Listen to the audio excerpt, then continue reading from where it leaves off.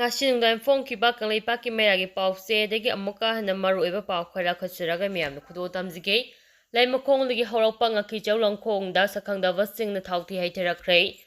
chahi ama helagraba manipurgi irang asida koki singa tonga tonga mafamsingda cheliba lokhong amadi turelda thauthina chingba haithaduna ising sijinaba yadanaba lalong kya chathari chara asida ngasi nungthi pung 3:45 taba matamda laimakhong Army Headquarter da leiriba mapham asidagi haurakfam oiriba ngakhichau lokhong haina khangnaba laimakhongdagi chentharaktuna kanto sabal khul faukuna laklaga khul fauraga ichum lairembi lokhong fauba ising piriba lokhong asida sakhangdaba singna thauthigumba posa ama haitharakhre thauthigumba posa asi haitharakpadagi lokhong asigi ising imaida amuba machugi thautharakpada miyamna angapa amaga lojina yengnakhre makatana thauthima posa asi haitharakpa asi leptabadagi hauji lokhong asigi ising asi sijinaba yadana pumumuduna leire haina hakthengna uriba khunjasingna phongdorakle khunjasingna phongdorakpagi matung inadi mamangdasu kuki singa thau haidarakpadagi miyamna khamthengna wanake ngasi ngakhichau lokhong asida thauthi manba posa haitharakliba asisu kuki singna haithaba oikani haina chingnaba poknare aduga laimakhong Army Headquarters su oiriba khutlai paiba Army personnel singna khulak khangdana leiriba mapham asidagi haurakliba lokhong asida thauthigumba posa ama haitharakliba asina maram oiraga lokhong asina faugna cheriba khulsingi mioisingna ising asi sijinaba yadanaba hotnarakpa mali haire mioi amagi thongalda hanggrena thamjilamle ngara nungthi pung 2:9 taba matamda Imphal West District ki Singjamai Police Station gi manungchana Sajing Mayengkhongda leiba Leirenja Maipak Jaini Fugatare apopa lekhidraba naba keso kauba mioi amagi thongalda sakhangdaba mioi kharana hanggrena ama thamjilamle haire hanggrena adu angobase amana yomsilaga yum adugi gate mayada hauba lai pambi amagi manaka thamnamagani imumunugi mioi sina thengnarappadagi bomni haiba khangbadagi khudakta Singjamai Police da paufiki Police ki kanguna bom adu bom expert ki kanguga lojina asoi angam yawgen lakhoi lojina thaudo aduga mai lenina case ama lakhotuna makhatana thiji humjimbagi thabak chathakre kanana kari maram ki damakta hanggrena adu thamjilamme bino haiba khangba ngamdri haire National Highway anida pochai puba gari kya changlakre Security Force na state asida mahausagi punsida hanjilaknaba mapham kiyada thiba humbagi thabak leptana chathabaga lojina area domination gi thabaksu leptana chathare haukiba pung kumari asida estate asida pamdaba thaudok thokibagi paw lekhide nakal amaramda National Highway 37 Imphal jiribam lambida pochai purakpa gari chaniga yankhaiga taru amadi National Highway 2 Imphal Dimapur lambida pochai purakpa gari chamaga taraga humda security ki akanba checking thoranga lojina Imphal yarakre masiga lojina security ki checking thorang lakhapo oina tongan mapham chama kunda checkpoint si hangdokhibaga lojina chingnaba mioi humdaga humdagi mathakta wahangpang chathake aduma pothoina mipham mipungi pawgi laikhide haina Manipur Police Control Room dagi thadora khepetiro amana khangalakli tourist bus tongduna lakpa mioi ama brown sugar ga konana fare Senapati District Police KSP gi miyang makhada Mau Police Station gi osina lucingba police team amana National Highway 2 Imphal Dimapur lambida chapa gari sing check tawbagi thabak chachabada ngara nungthim pung 3 makaram taba matamda Imphal dagi Guwahati tamna lakpa tourist bus ama check tawbada mioi ama brown sugar ga konana fare hare Brown sugar konana faraba mioi asigi mami Chingamayum Sikh Akram Chaikunganipa Apopa Maurana Ahmad Kawe Thaba District ki Yaripov Haidel dagini mangondagi tonga soft case nifada haptuna purakpa brown sugar sing fare faraba brown sugar sing aduge beru lupa lising yankairom oigani mahakna tongduna lakhiba tourist bus aduge registration number na MN01PA 0222 ni brown sugar konana faraba mioi asi mari rainaba Executive Magistrate ki mamangda mangondagi fagalaba brown sugar konana puthokre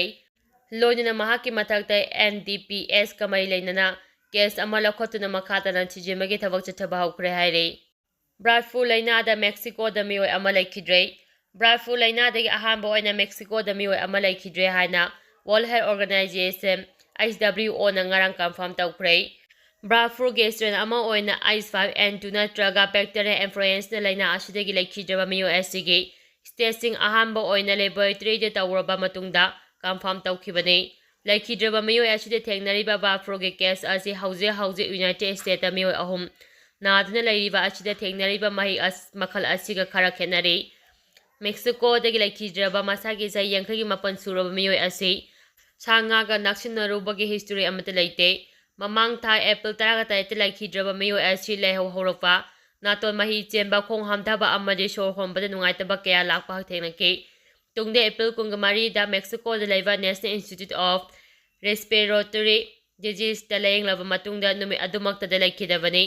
Mexico gi Health Ministry gi matung ina laikhidraba miyo adu chronic kidney laina handagi lay low diabetes na abada na higher tension su lay hari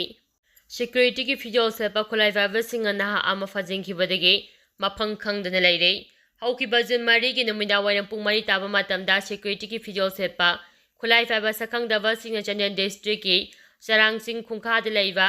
SN 7 chan lamkang jai kungataru apopa SN pungto lamkang bu phajan phukibadagi ngasi phaba mapham khangdana leire thong adubo Chandian naga people's organization akamamong da yaningdaba phongdorakle Lobasigi Chura Aman Harivati, Sai Kungataru Tangaivana, Adubu Father Pokivan, the Minini Shurava Pavada, Mapang Kambangam Dibachi Yamna Levactivani, Taudo Aduga Mai Legend Jumanga, Technopo Police Station, the FIA Amasu, Faldau Cray, Adum Oinamangasi Pavada, Iogi Maketi Karikumo from Amata, Kangalafalai Tray, Jero Asin High, Security Personnel Sing Alamdam Ashida Laiba Mizambo, Papun Magi Taungachi Yamna Levactiva Amadi. Sokhataba thong amane hane yaningdeba phongdol aduna lobachin lamkam tribe ki apumba lobsinga thawdo asiga mailena changchilapa thabak thoram chingda mapu oina chawatkani loina phajinkhibada station aso engam yawgana athuba matamda thadokadabani hana nabi tawri amadi lenga amadi mailena authority na thawdo asige matangda miyeng changbidina mathau tawa thabak sing lokhalkadabani hana su taksilakli MPF na CM Birena luchingba lengang sogatpa tokpa leite ngasi social media naga People's Friend MPF na Chief Minister M. Birena luchingba BJP lenga asi sogatpa tokle haina viral zakibadu yumpham yaudaba paune haina naga People's Friend MPF ki state president oivada natana BJP ki lenga asi da water resource minister oina thawpuriba awangboy numaina phongdokre minister asina social media da thagalakpa wafam amana sengdol agdibadi MPF ne N. Birena luchingba government sogatpa tokpa leite Yamna Lore Oiva Alliance partner ama oina hanagum adum saminare handa pangthokiba 19 suba Lok Sabha Mikhal adudasu MPF ki minute BJP lenga mapung oina sogatuna honabikiba aduna lenga asida hanagum mapung oina sogatuna adumak leire hana phongnoke MLA Nishikantagi meyeng makhada ilam nara sengkre Kaisamthong Kendra Bolu namba Kendra ma ohembatana tana laina kayadagi ngakthokpa ngamnaba kumgi nonglak tringai mangoina na Kendra asiki ilam nara sing singdokpagi thaba ama Kendra asiki MLA Nishikanta Singha Sapamgi miyang makhada ngasi pangthokre Wharf number 4 da leiba Kendra asiki maru oiba ilam nara sing sembagi thaba ase Team Nishikanta ge member singna chathariba adu MLA na koina chatuna yengsingki Kaisamthong Crime Mission gi manungsa na Waisel Maril da tariba Kendra gi ilam nara yauna Laikai gi maru oiba iram sing sengani hari